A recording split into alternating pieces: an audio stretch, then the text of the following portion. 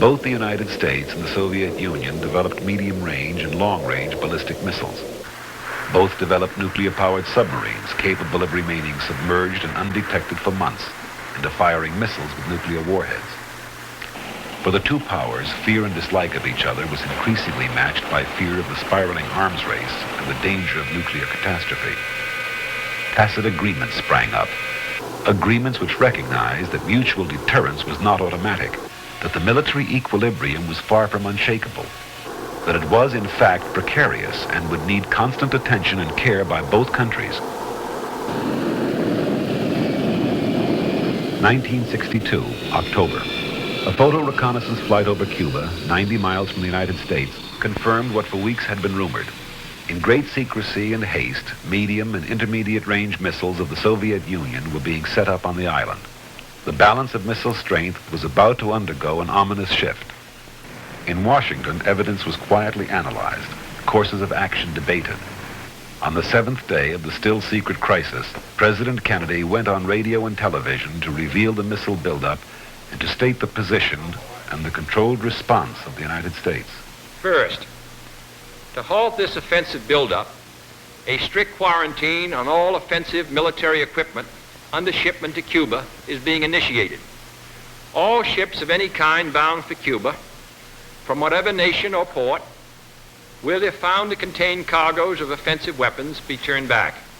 Second, I have directed the continued and increased close surveillance of Cuba and its military buildup. Should these offensive military preparations continue, thus increasing the threat to the hemisphere, further action will be justified. Third, it shall be the policy of this nation to regard any nuclear missile launched from Cuba against any nation in the Western Hemisphere as an attack by the Soviet Union on the United States, requiring a full retaliatory response upon the Soviet Union. We will not prematurely or unnecessarily risk the course of worldwide nuclear war, in which even the fruits of victory would be ashes in our mouth. But neither will we shrink from that risk at any time it must be faced. The crisis was brought before the United Nations by Adlai Stevenson. All right, sir. Let me ask you one simple question.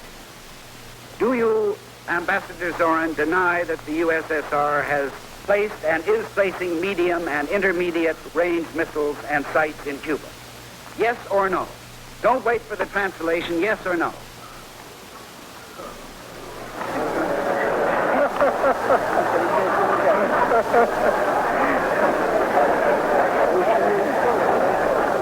Я не нахожусь в американском суде. I am not in an American courtroom, sir, and therefore I do not wish to answer a question that is put to me in the fashion in which a prosecutor does. In due course, sir, you will have your reply. I'm prepared to wait for my answer until hell freezes over. Is that your decision?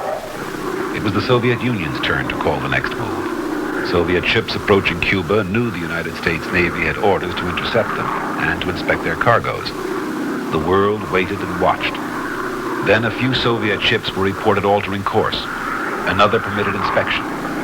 Finally, after 6 anxiety-ridden days, the Soviet Union, acting also with restraint and control, agreed to withdraw the Cuban missiles. And the world could breathe again.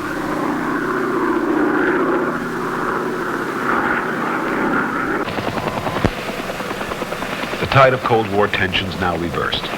Ambassador Averell Harriman returned to the United States from Moscow, where he had succeeded in negotiating a treaty which banned atmospheric and underwater tests of nuclear weapons. Accompanied by Secretary of State Dean Rusk, he reported to the vacationing president.